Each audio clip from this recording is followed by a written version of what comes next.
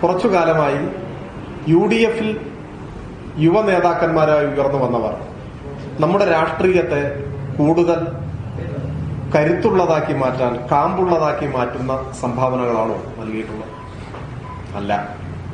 അല്ല എന്ന് മാത്രമല്ല, രാഷ്ട്രീയത്തെ അരാഷ്ട്രീയമാക്കുന്നതിനാണ് ഇവരെല്ലാ നേതൃത്വം കൊടുക്കുന്നത്. ഞാൻ ഏതെങ്കിലും ഒരു വ്യക്തിയെക്കുറിച്ചല്ല പറയുന്നത്.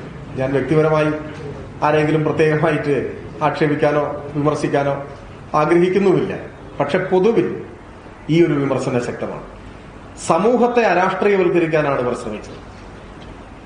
തീർത്തും അനുചിതമായ രീതികളും ശീലങ്ങളുമാണ് ഉയർത്തിക്കൊണ്ടുവന്നത്.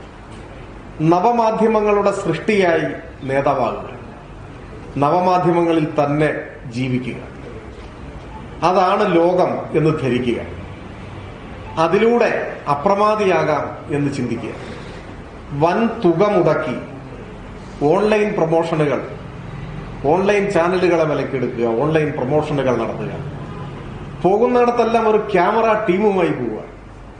നമ്മൾ കാണുന്ന കാര്യമായിരുന്നില്ല. റീലുകൾ, നല്ല സാങ്കേതിക തികവാർന്ന റീലുകൾ ചിത്രീകരിക്കുക, അതിങ്ങനെ പ്രചരിപ്പിച്ചുകൊണ്ടേയിരിക്കുക.